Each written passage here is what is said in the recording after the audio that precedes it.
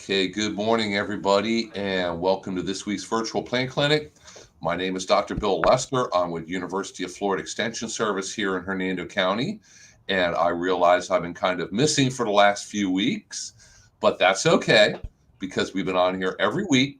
Thankfully, I have my two wonderful assistants here. Colby Pitts is our Hernando County, Florida Friendly Landscape Coordinator, and Bernie is one of our Master Gardener volunteers. So both of them, if I'm not available, they pick up the pieces and carry on and come on here and try their very best to answer everybody's questions.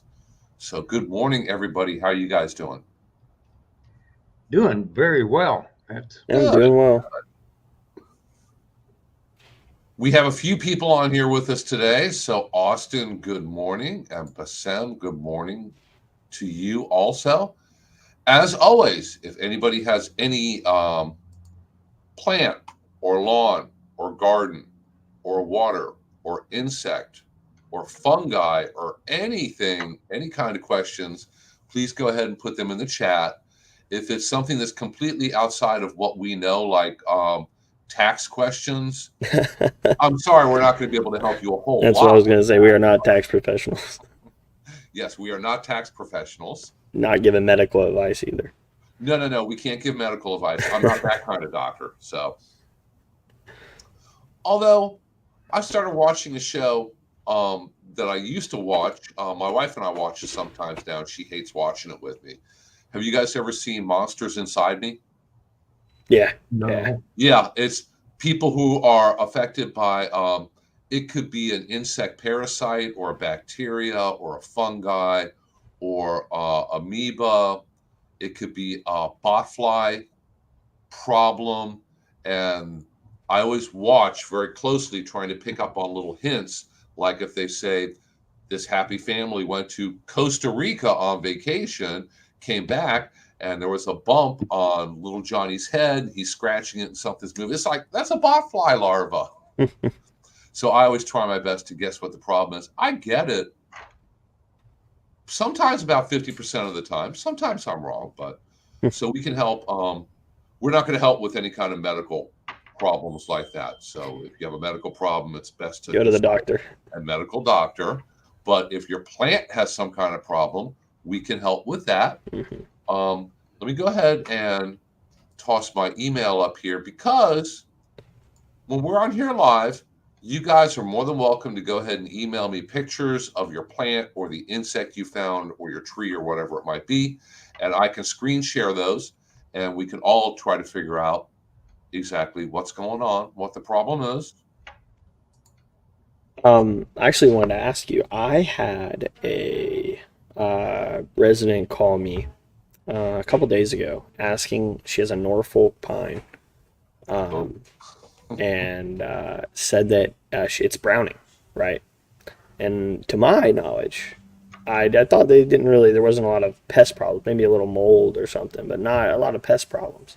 So after I got off the phone with her, I first of all I told her to take pictures of it and email it to you. But then I said, I looked at it after, and I saw something about like it has really specific like light needs, and I was really like I couldn't really figure out exactly what the issue was. It's funny because people plant them here, and it's usually a leftover holiday plant. So a plant that somebody buys for the holidays or they're given as a gift, they put it in their yard, and they can grow like crazy. And they'll get twice as tall as your house. And they're tall and skinny and kind of brittle. So you have an afternoon thunderstorm or a hurricane and they snap and come down. It usually doesn't work out well. We don't really recommend growing them. You know, the Norfolk pine is not from Norfolk, Virginia. It's from Norfolk Island, which is way out in the Pacific, down near Australia and New Zealand, I believe. Teresa can be looking that up and correct me if I'm wrong. But one thing that I could think of that it might have a pest problem with would be spider mites.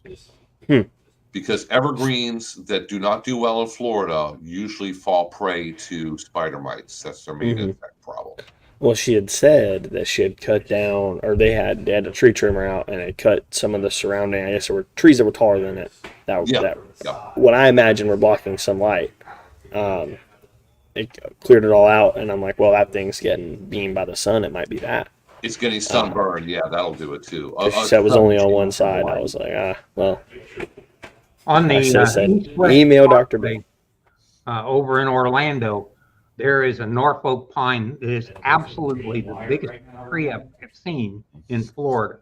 And when I got close enough, I realized it's a cell tower decorated to look like a Norfolk Island pine. It is a beautiful replica, but it's not really It's a huge. tree. So if you're on the East-West Expressway in Orlando and you see this magnificent, mammothly tall Norfolk Island pine, it's a cell tower. Well, I remember driving over there for school, but like they put it up, and I was, that's a really big cell tower. And then over the weekend, a week goes by, whatever. The next time I go back, I look up, I'm like, what the heck? I was so confused. That thing is huge, and I knew exactly what you were talking about as soon as you mentioned because it. they're ugly. So if you can dress it up to look like a tree, no maintenance tree. So Are we going to put in a commercial for this Saturday? yes, I think we will. I think we should. Yes, we should. This coming Saturday, we are going to be celebrating Earth Day at our Master Gardener Nursery. So let me go ahead and put the address for it up. I can put up, I have a flyer that I can share. Okay. Give me just a moment. Being at my actual desk affords me a lot more ability to do things like that. Well, it will give the public an opportunity to meet the three of us. And, if you give us plenty of warning, we'll wear proper protective clothing and maybe we won't get hurt too bad. So, yeah, well, all three of us will be there. We will be there. We'll be able to take your questions, and it would be fun to meet you. We've seen the names, and we appreciate the fact that you're there. But it would be even nicer to be able to put a face with the names. So, and we're going to have freebies. So many freebies. There's a lot of we have a lot of county departments going to be there. You have Bernie will be there in a booth to answer questions. I'll both Dr. Bill and we have a couple more presenters are going to talk about some various topics. And I think it's going to be a really good time, an opportunity to buy some Florida-friendly plants over at the Master Gardener Nursery on Saturday from 9 to 12. Weather's supposed to be beautiful. That's what I saw. Yeah, I hope. Yeah, I think it will be. I hope it stays nice. I'm gonna try to go play golf after. I'm just hoping my swimming pool warms up enough where I can use it. It's almost there. It's chilly. I went to St. Augustine Beach last weekend, and I got about half, maybe to my ankle in the water, and I was like, nope, I'm not doing this. It's a little too cold. Yeah, the Atlantic Ocean's still a little bit on the chilly side. But yeah, so please come join us. If you have any questions, I'll actually put it back up here. Any questions about the event, that I'm probably your point of contact. If you call that phone number or visit the link tree or any of the socials and send me a message, I will be able to answer your question. It's going to be a really good time. So please, everybody, come out.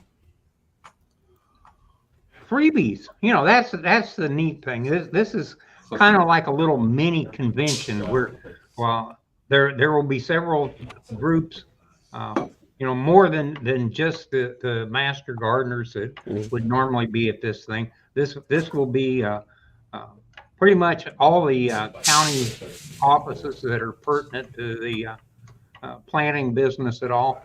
And like I say, it's an opportunity to meet people, put faces with names, and if you have any specific questions or the plants are right there where you can get answers really quick on what will grow in your neighborhood, and uh, it's just a nice family opportunity. So, uh, Hmm.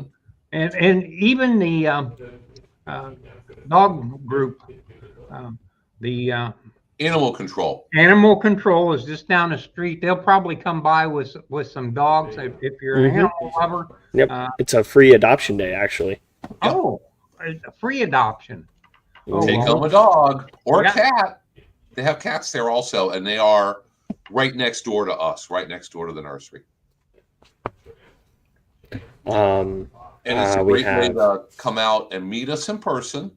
because since the beginning of COVID back in 2020, we've been doing the vast majority of everything online. And I think we have a winner here. I know that I've taught classes in the past. I had somebody participate in a container gardening class from South Dakota. So I think up until now, they were about the winner from the furthest away from Hernando County. But if Yeah, David here is that's correct, he's in Cape Verde off the coast of Africa. So, yeah, at this point, I think you win the distance award. there's a whole lot of ocean in between Yeah. us and there. And I wonder if Norfolk Island pines do well out there. I don't know. Hmm. But we have a lot of regular viewers from other counties. Cindy's here this morning. Good morning, Cindy from Pinellas County. We have had a lot of people from South Florida in the past. Um, South Florida people like to ask me that tropical fruit questions, which that's fine. I know I'm not able to grow a lot of them here where I live, but I know a bit about them.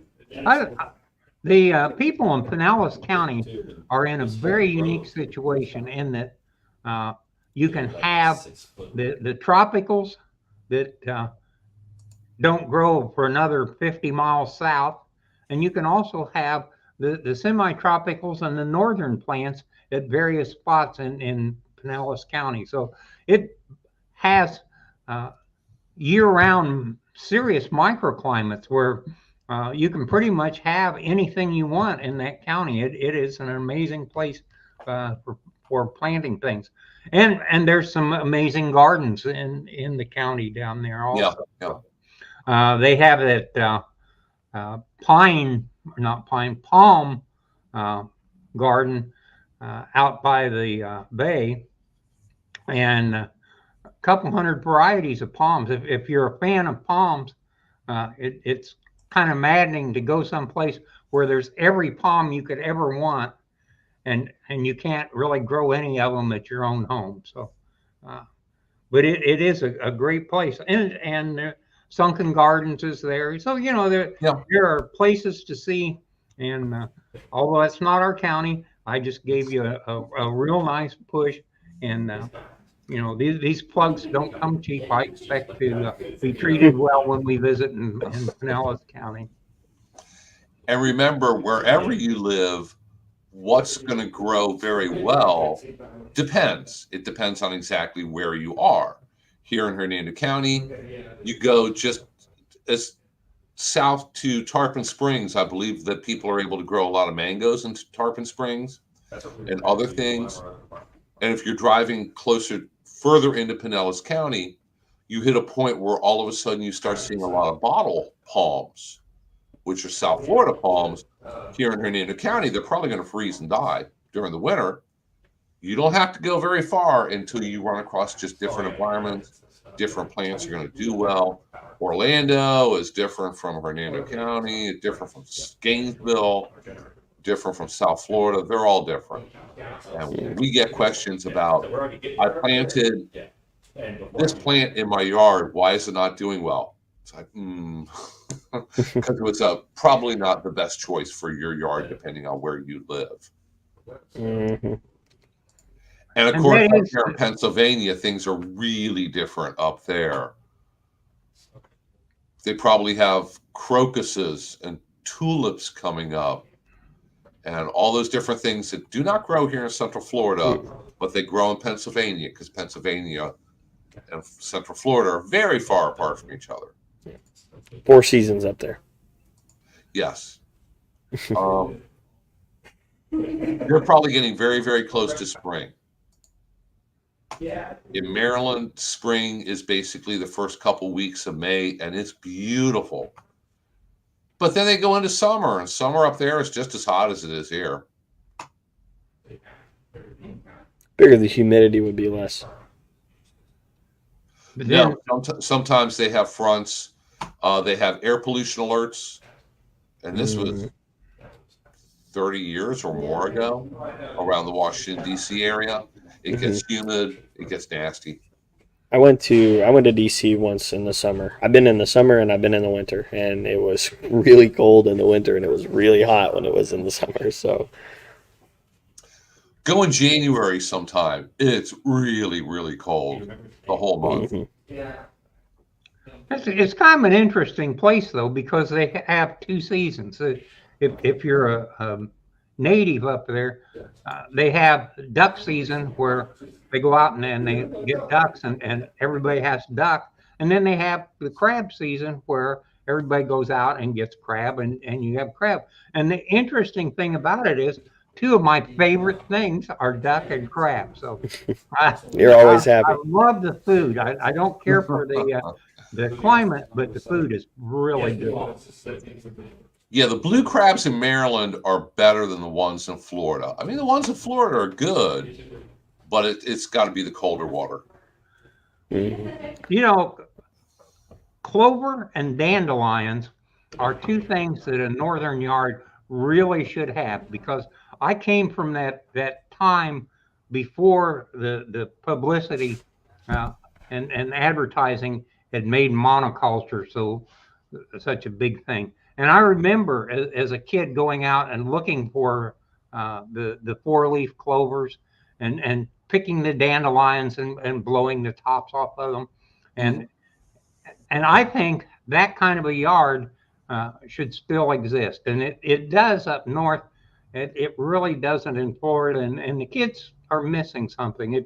If you grow up in a St. Augustine lawn, you don't really have the experience that kids should have. So maybe we need to plant some more clover and quit mowing the dandelions and spraying them and just let them go. And it is kind of pretty, the little yellow flowers. So just a thought. It results in the more diverse plantings you have in your lawn, the fewer insect and disease problems you're going to have. So it's lower maintenance, less cost. Trying to maintain a perfect lawn and fighting nature sometimes can get very expensive. So, yeah, I mean, there's a lot of advantages to that. And Lily mentions that up there in Pennsylvania, they have crab apples. The house I grew up in Maryland, we had a great big crab apple tree outside. You don't see them in Florida. Don't try growing crab apples in Central Florida, please. Yeah, they're not really good to eat anyway. So, oh, that's too bad. And of course, there's the cherry blossoms, the ornamental cherries up there in Washington, D.C., the flower in the spring. They're going to redo that. They're going I saw something about that. Take the cherry trees out, redo the waterfront, put the cherry trees back. So I think they were having flooding issues. Right. They're going to build the levee up higher. Okay. And of course, we have buttercups up north also. They don't grow here in Florida. Hitting all these different various plants. Don't ask me how to grow them here because they're never going to do very well. So we do have a couple questions here. Kelly wants to know, can we grow kiwi in Marion County, Florida? Bernie? I think you can. Marion County is Ocala. I would say that you could grow kiwi in Ocala. It's worth a try. Too much, going too far south from Gainesville and Marion County is just too warm, and there's really no variety of kiwi that I know of that's going to do well in this area. I don't know if anybody here in Hernando County that's successful with kiwi. If anybody watching is, please go ahead and share, but I've never heard about it. And Bernie, here's one for you from Bassem. How many years will it take for an avocado tree to grow from seed to fruit? Depends on so many things. That's one of those. First, you have to realize that most of the avocados are hybrids. So the seed that you're growing may or may not ever produce viable fruit. And it takes 7 to 14 years normally between the time you plant that and the time you have legitimate fruit. So that's I mean, about right. this could be a 10 or 12-year project to find out if it was worth going through all that or not. But if you protect the tree, everybody starts with the water method. When you replant them, it takes a little while to get them going. They have to change over from water roots to soil roots. The trees grow moderately. They're not what I would call fast growers. And they're going to end up needing to be 6 or 7 foot tall and probably a minimum of 7 years before you'll see anything resembling fruit. And the first couple of years fruit is not going to be real indicative of what the fruit's going to be like. So it's a long project, and normally it's not satisfactory. I'm going to say 20% of the trees that you start that way will end up producing viable fruit. But it's just one of those things. If you don't have anything else to do, if you've got the space and you don't mind waiting, that's great. And if you put the tree outdoors and it gets any kind of frost or freeze damage in the winter, that just knocks it back. So you're going to extend that timeline even longer potentially. If you're trying to grow one of the southern varieties in our area, you're probably never going to be successful because you're not going to end up being able to get the tree to fruit well potted, and it's not going to withstand the freeze. The really big avocados, as a general rule, are very cold sensitive. They're grown in Mexico. That's a great place for them. Some in Southern California, but the majority of avocados that we've got are the Mexican race avocados, and they don't take the cold. So from that standpoint, even the cold tolerant varieties can still get damaged depending on how cold it gets. The little black wrinkly avocados have a much better chance here in our county anyway. And going back to that, kiwis, Kelly's lives close to Gainesville, so she's going to give them a try. But it's pointed out here that you're going to need a male and a female kiwi for proper pollination. Monique, who lives in Brooksville, I believe, has a lot of diverse weeds in her lawn right now. I do also. That's what my lawn is. And thousands of grasshoppers. I know people go into a panic over those lubber grasshoppers, and they're convinced that the lubbers will eat every plant outside and their house and the tires off their car and the trees and everything else, and they just blow it out of proportion. I always have them in my yard. I have some out front, and I have a American holly hedge. They've never damaged the hedge. What in the world is going to eat holly leaves? They're really thick. They probably taste awful even to a grasshopper. They hang out on it, but they never damage anything. They must be eating some of the weeds around it, which is fine with me. And I always have some in the vegetable garden out back. I've had some sitting on top of the foliage from my carrots, which are done, and I'm starting to pick them. I still have some on the ground. I look real close, and they haven't eaten a single leaf. So I'm going to get some pictures and make a video or something out of it. Bernie, do you get a lot of phone calls about lover grasshoppers? I'm just starting to get them. The other thing that we're getting calls on are tussock moth caterpillars. Oh, I haven't gotten any. Yeah, they're just starting to fall yet. out of the oak trees, and people are starting to wonder what's going on. So they're around now. What I'm hoping to see is some of the locusts. I remember as a kid going out and finding the empty shells on the trees and collecting them, getting my little jar full of empty locust shells. So, do kids do things like that anymore? I mean, we did. We did that. We did stuff like that. I remember looking for the cicada shells and stuff. Yeah. I don't know. I'm not a kid anymore, though, so. Yeah, we generally have different species of cicadas than what you would see up north. Some of our species down here are smaller. There's one species that's dark green, like unusually green. So, but we do have them here.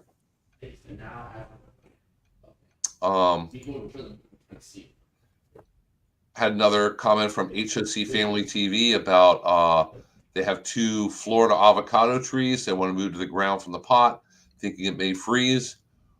You can plant them in the ground.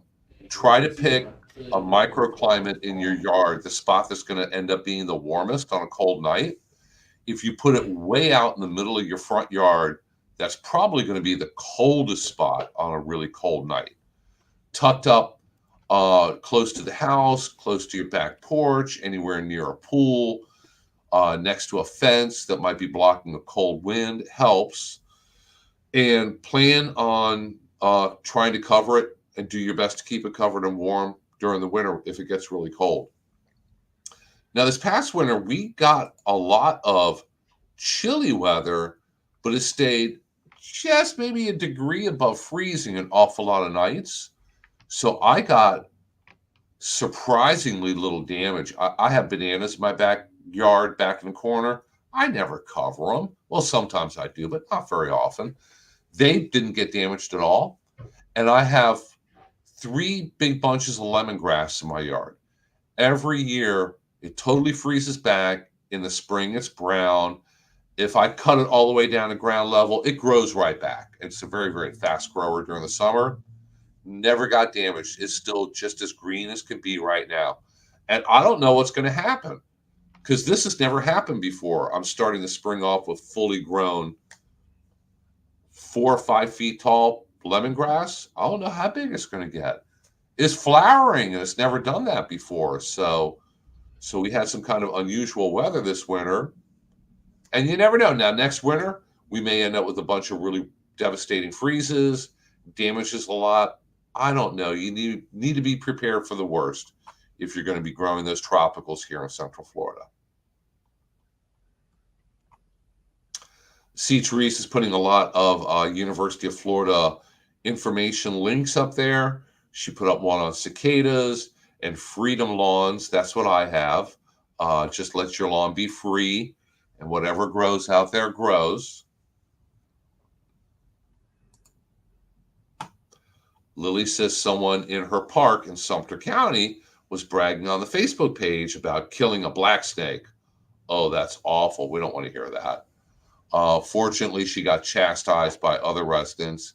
That's good. You know, not every snake out there is poisonous, and they're not all intent on sneaking into your house and strangling you or constricting you or biting you in the middle of the night. Even the poisonous ones, just leave them alone. You know what? I've only encountered coral snakes a few times. You know what I do? I turn around and go the other way. Yeah, and they whatever. do the same. It'll be gone. It'll be gone the next time you're back. You know. I've never felt an overwhelming need to get a weapon or get something and actually do something about it. I had a coral snake in the kitchen. Oh, you don't want one there. No, I have two cats that are staring at something. I go in and look, and there's a coral snake. I swept it into a bucket, took it 2 blocks down, dumped it back in the woods. You know, it wasn't trying to do anything. If it was really a threat, it would have killed my two cats and didn't bother them really. So, and I've seen coral snakes. I know they're in the neighborhood, but it's really infrequent. You'll see one occasionally in the driveway sunning, and I would go out and get the mail. I'd come back and it'd be gone. I have no idea where it went. So, uh, you Well, know, you got to we think, see to that. snakes, but if you've got black snakes, you don't tend to see other snakes. So Yeah. if you have a black snake, leave it alone. It's the best ally you've got. And you have to think to that little snake, you're hundreds of times bigger than it. It is terrified of you. It is absolutely, scared as all get out. So just, if you really don't want it around, if you just go, make some noise, normally they just leave. Yeah, and every house I've lived in Central Florida, we've had a black snake that lived in the yard. They love to live in the hedges, the bushes, and they seem to follow a regular pattern or track around your yard during the day, and they circle back. You know, snakes always surprise you. You never know they're there until you're about to step on them, Hmm. and then you kind of scream and do the snake dance. At least I do. And then I head one direction, snake usually heads the other direction, and everything is fine. I leave them be. Black snakes, when they're small, they start by eating the lizards and toads and things like that. Then they eat mice and rats. They're beneficial. They will bite the heck out of you. So don't go messing with the black snakes or trying to catch them and get a good look. Don't do that. You will get hurt. But other than that, they're not poisonous. They're fine. What's so sad is when somebody brings 2 pieces of a snake in to get it identified, and I won't do. that I is generally don't happens so identify often. them. I look at them and say, what kind of snake is this? I look at them and say, does it really matter now? The dead one. It's a dead snake, yeah. And Yeah. I'm not a snake expert really. I I had a lady bring in a juvenile black snake, and a juvenile black racer is a very pretty snake. It's got a bronzy diamond pattern on it. It's a gorgeous snake, and she brought it in and wanted it identified, and I told her, and she said, "Okay, it's not a rattlesnake. It's not a bad thing. No." I said, "Would you like me to release it? I can just take it out and." No, I'm going to take it home and put it back where I got it. And that's the only person that in 20 years that took the snake back to put it back where it belongs. And I That's a great thing to really do. respected that. Hmm. I mean, I'm burning out. I think I ask you this every time we play or we talk about snakes. Where do people get bit by snakes the most often? They get bit in the web between their fingers. That's number one spot. Right there. Is there, why? How Because they're does that messing with them. happen? Just leave them alone. Yeah. It's so dumb. It's just one of those things that and what's funny is humans. There's a lot of animals that have it's like an evolutionary, innate subconscious reaction to seeing a snake because before ancient humans would see snakes and it would be terrifying because they'd bite you and you'd die and there's nothing you could do about it. So you typically avoid them, and so some people still get super creeped out when they see snakes, and so you don't have to be. It's really not just leave them alone. Turn around, go the other way. It's not more than likely not going to chase you. Unless you're in the Everglades and No. Yeah, well, you're not bigger than that snakes that are snake. released, So, go ahead and zap them. yeah, the one type of snake, yeah, you can kill an invasive python, I suppose. Yes, that's okay. And Bassem says that he has 2 different types of lemongrass. One is for culinary uses and the other is ornamental. Both have the lemon flavor. I started mine from seed, believe it or not. I got a couple packets of seed and it came right up.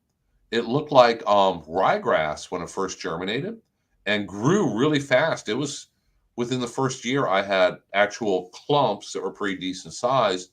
And then after that, like I said, every winter it freezes back. I cut it all the way back, and then it comes back and gets very, very large. So I would assume that mine, because it didn't freeze this winter, will definitely get large enough where I can harvest some and come up with a good recipe for Thai cuisine and throw it in there.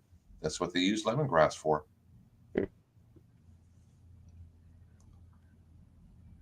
So if anybody has any questions, go ahead and feel free to go ahead and put them in the chat. And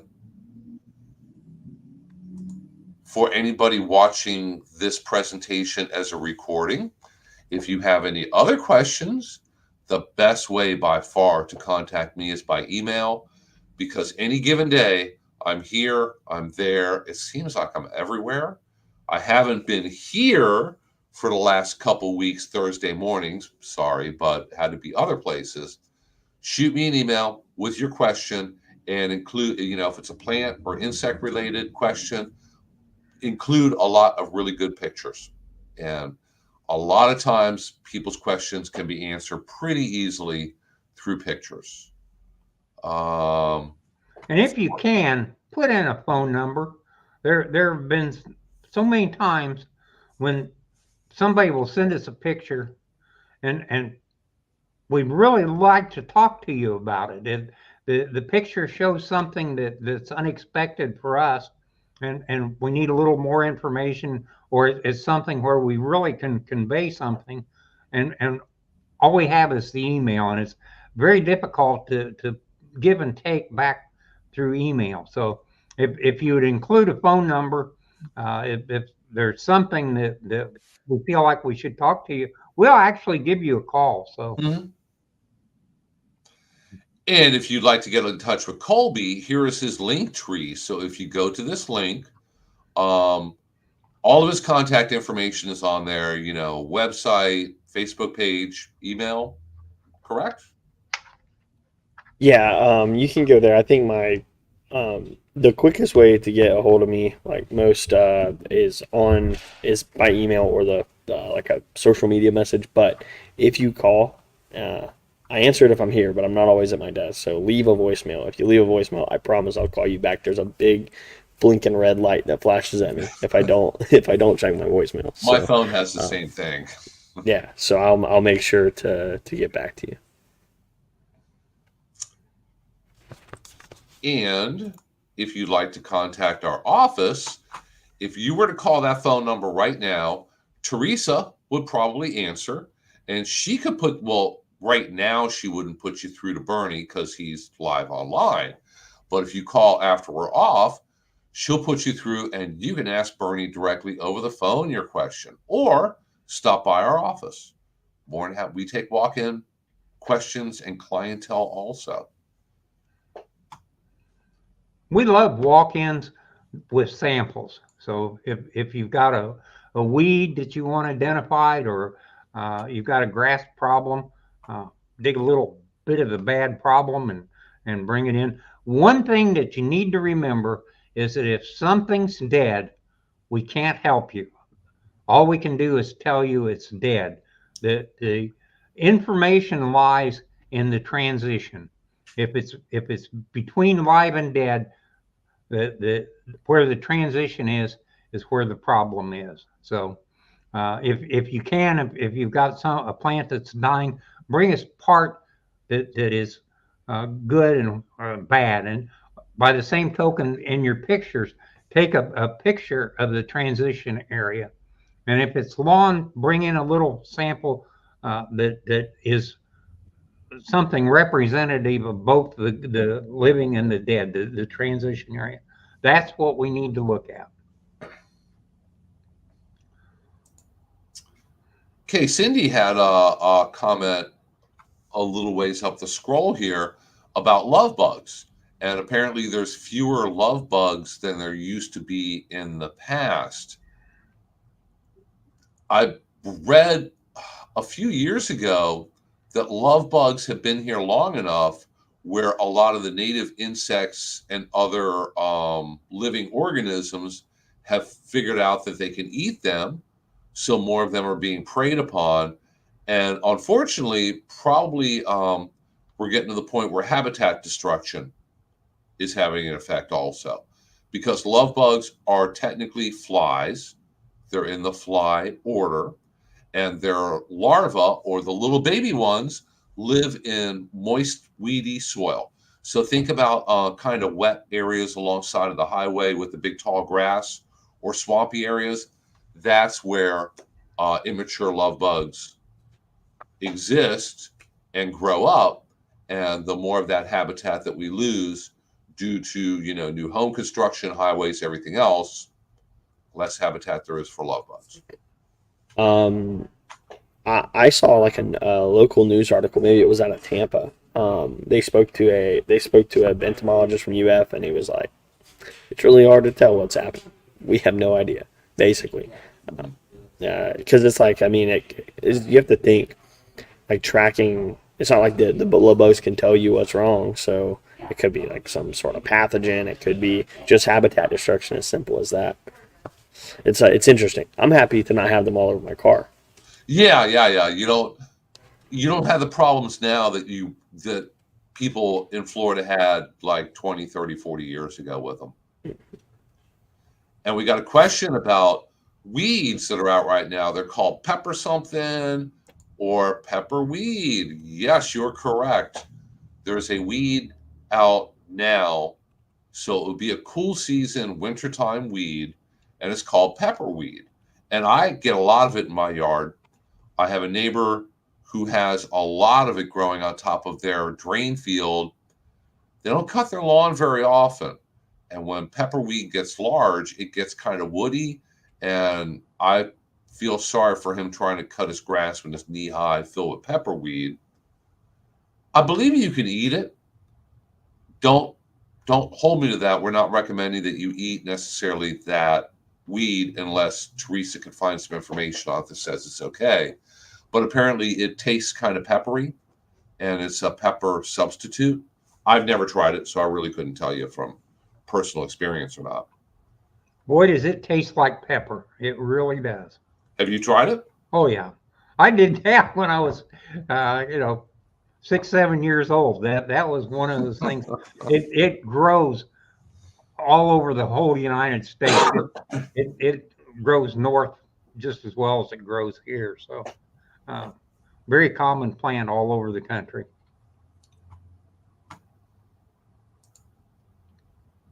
And we have a question here from ASG Pal, and I can't answer this one. Maybe Colby. Maybe we I can might be figure able to out. give I might be able to give some insight on this. So, as you know, we're in Hernando County, so our we have notoriously strict watering all the time.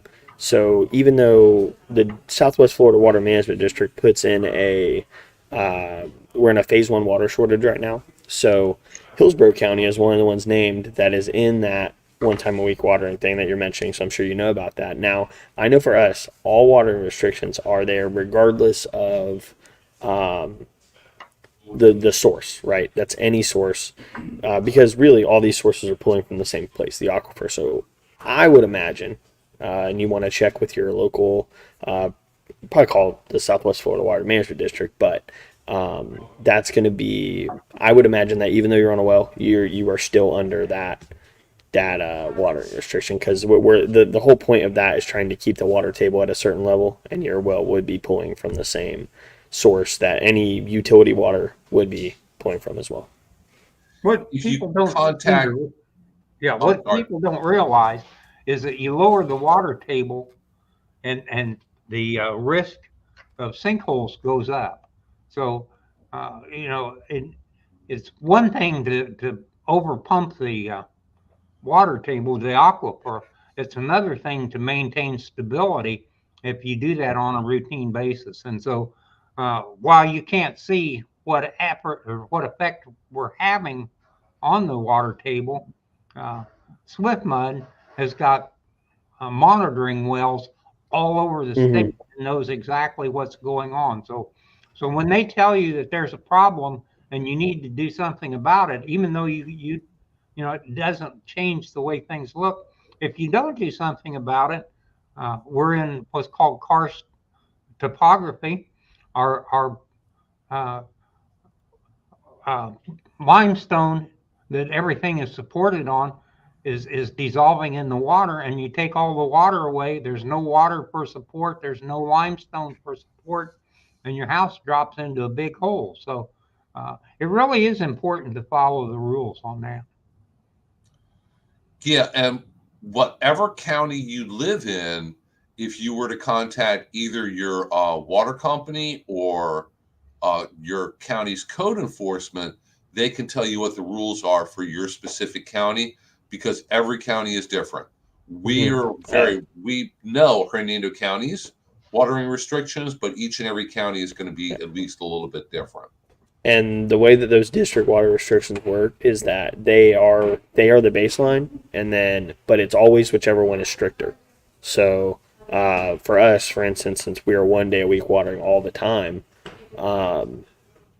the district ones, unless it's really bad, and we would typically put something in place there, they never really affect Hernando County just because ours are already more strict than the districts. So I know in Hillsborough County though, like you guys have a specific thing.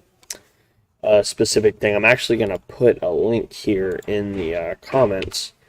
So that's where you can find all of that information. There's also an email address and a phone number you can call, and they'll be able to answer your questions a little bit more specific to your area. Mm-hmm. Here in Hernando County, it's simple. It's once a week watering all the time. Hasn't changed for many years and probably won't change for many years. And if whether you have a well or you're on a county water system, it applies to you. So like I said, not every county is the same. Other counties, their rules change. So you have to be aware of them and keep on top of them. Now, some of the counties have got very strict rules because of saltwater incursion. You know, if everybody watered their lawn every day, the saltwater would move in underneath your county, and all you would have would be saltwater. Well, when it gets to that point, forget about your lawn because the saltwater is going to take care of it for you. Yeah. I mean, imagine going, you wake up, sand. You wake up in the middle of the night, you get a cold glass of water, and you take a big old swig, and it's nothing but salt water. That's what you're looking forward to with that saltwater intrusion. This comment right here is interesting. So if you forget to water and your plants are still alive, maybe you don't need to water. Yep. Yeah. And obviously, if you have an in-ground irrigation system with a timer, you need to, if the timer's broken, you need to fix it. You need to get it fixed. Maybe it needs to be replaced. Timers you have to keep an eye on because there's a little battery backup in it. So if you have a power outage for a moment, the battery takes over. You don't lose all the programming in it. So if you don't have a battery or the battery is dead, if you have your power goes off for 10 seconds, it loses all the information. When the time changes, it can mess them up too. Time, you're getting a ticket. All kinds of bad things are happening. So, one of the things that is very important in this water thing is the mowing height. If you have a St. Augustine lawn and you mow it at 4 inches, you have 8 to 12 inches of root structure, and it'll pick up plenty of water. If you mow it at 2 inches, which a lot of people do, it only has a 2-inch root structure, and it runs out of water really quick. So you don't need to water very often if you do everything else properly. If you're using water like the golf courses do to make up for the fact that you're really asking the grass to do something it's not supposed to do, that's a problem that is very difficult to do anything about. You really have to have great maintenance, and great maintenance takes a lot of education. And unfortunately, the commercial people don't really tell you these things. So, and I'm probably teaching to the choir here because the people that are watching this are doing everything they can to educate themselves and understand these things. But if you've got a golf course and you're mowing the green at a half-inch tall, that grass is going to have water every day. Mm-hmm. The same grass out in the fairway or out in the rough at uh, 8 inches tall or whatever, it may need water once every 3 weeks. So it's amazing how the one product has such tremendous variety and needs. Uh, and there's a lot of native plants that are perfectly happy going weeks Mm-hmm. without water. Mm-hmm. Yeah. That's what they grew up in. So I mean, my lawn at home, it's a Bahia plus whatever else. I got all kinds of weeds and stuff, but I've never turned my irrigation system on. I've lived there since August. I've never once turned it on. My lawn has never not been just full and green. And that's just one of those things is you may not have to water. Like just because you can water does not mean that you should. This is really over at the utilities department. This is a really big thing for us is that we're trying to get people. It's like, hey, you may not have to water your lawn because the composition of it may not require you to water it every time. Plus, while we live in Florida, it rains a whole lot. So think about when the last rain was, and it may have satisfied your water needs for that week or even month sometimes. I love this question. If we don't have enough water for everyone now, why are we still building like there's no tomorrow? Well, that's a political Yeah, come on, you know the answer to that And question. that's a good unfortunately, hypothetical question for all of us to keep in mind. Technically, we have enough water for everybody's needs here right now if we don't waste it, if we conserve it, if we use it wisely. If we don't, and we do a very bad job of managing it, then maybe we don't have enough water. And you always have to keep your fingers crossed that we don't have major drought problems. But if you look at it historically, the waterfall averages in Florida are not a straight line. They're up, they're down. 10 rainy years, 10 dry years. It happens. It's always happened.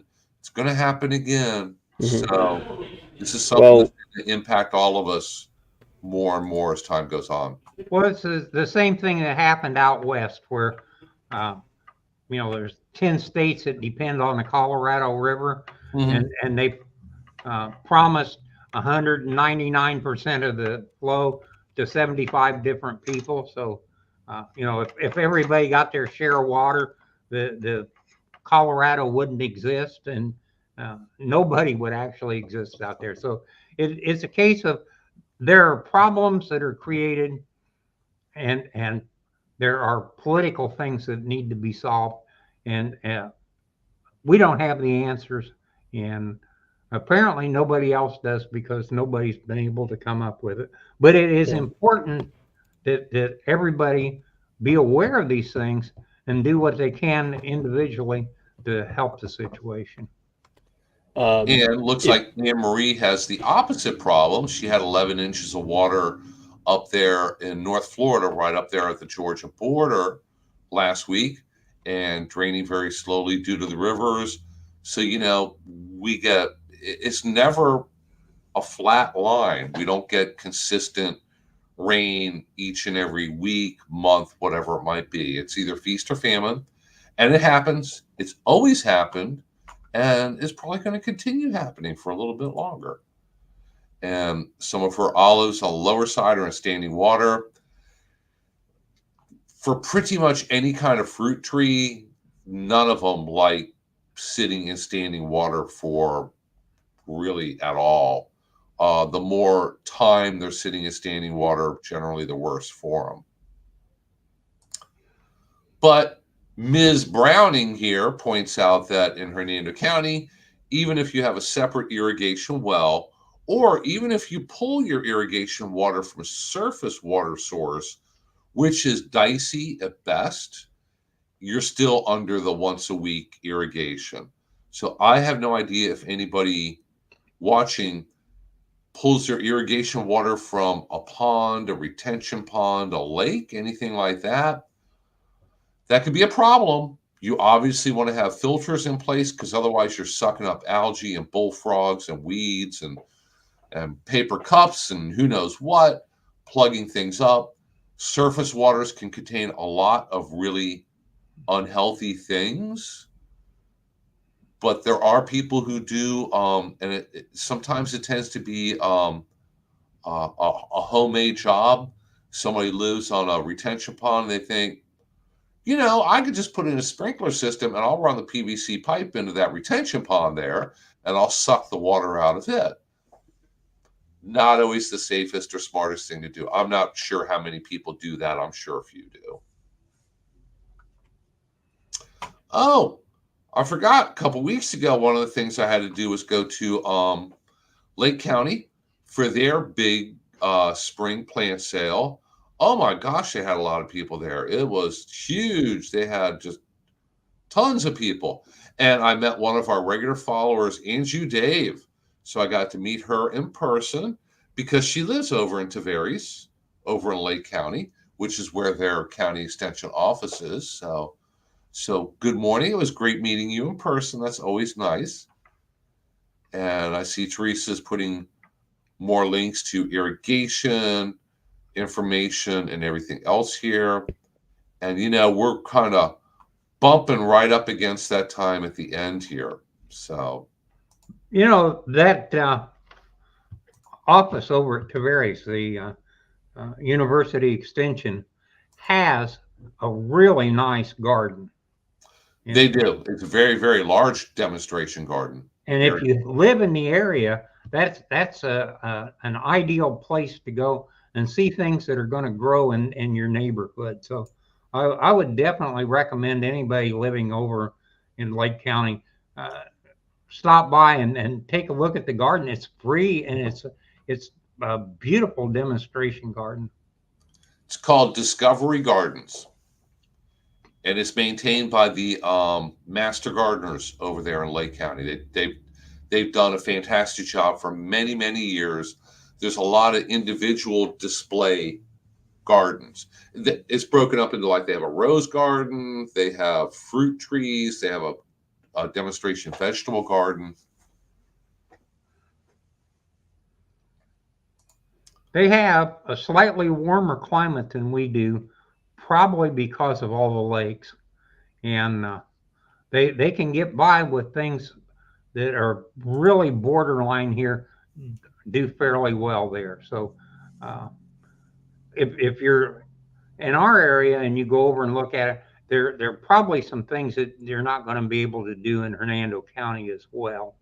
But for the most part, everything there would do good here, and it's hard to find. They're generally straight across the state from here, not well north or well south. It's more inland, so that's going to make a bit of a difference. There are a lot of lakes there, and if you live on a lake on a cold night, that water helps to hold heat during the day, releases it slowly at night, so it's always a tiny bit warmer, not a huge difference. And look at this, she's got mango trees over there bearing fruit. So I'm going to go out and get a mango tree this year and stick it in the yard and give it my very, very best shot. Mine lasted until December. Yeah,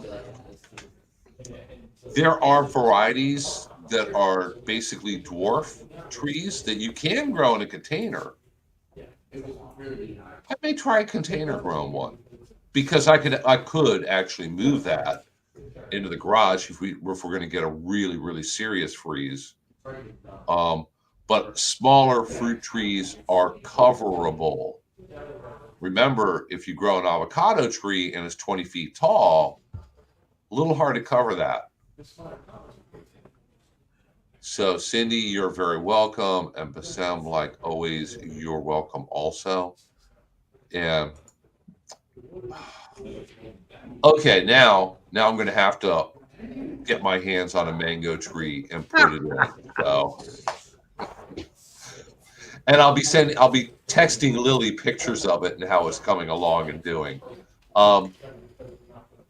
Yeah, I really have no experience with mangoes. I mean, I know some basics about them. They do get a number of diseases, but maybe not this far north. So, yeah, I got a recommendation from one of our regular watchers before. I think it's cogshell mangoes. That's a dwarf container variety of mangoes. So I'm going to get one. So, guys, looks like it's about, oh my gosh, look at this. It's exactly right on time, 11 a.m. We showed some good time management today. So, thank you so much, everybody, for tuning in. And hopefully, all of you will join us again next week. Um, guys, it's going to be on YouTube next week because do you know where I'm going to be? Where are you going to be? I'm going to be on vacation. So next Thursday, I'm going to be driving the RV up State Road 19 north of here up to the Panhandle. So Bill's taking off of work. Well, have a good time. If you can handle it, We'll that hold would the be fort great. down. I think we can survive. You guys do fine on your own. And, you know, if you have Lily tuning in, you can always send her the link and she can come in and join you too. So she can show like a live feed of daffodils and crocuses and tulips and everything from Pennsylvania. That would be very nice. That would be. Show us all the things that will not grow here. Yeah. And also make sure to join us on Saturday at the Master Gardener Nursery for our Florida Friendly Earth Day celebration. It's going to be a lot of fun. It's going to be a lot of freebies and a big opportunity to purchase some really nice plants. So that's the address down there from 9 to 12. And we'll all three be there, I think. So yeah, we'll all three be there. So We'll be there. Hey, we're all good. Finally, we all get together in person instead of on these little blocks in different locations. So, hey, everybody, thank you so much for tuning in. If you are watching this recorded, we have shown all of our email addresses a number of times. Feel free to email us with questions, comments, anything else. And thank you so much for tuning in. Hopefully, we'll see all of you back here again next week. Bye, guys.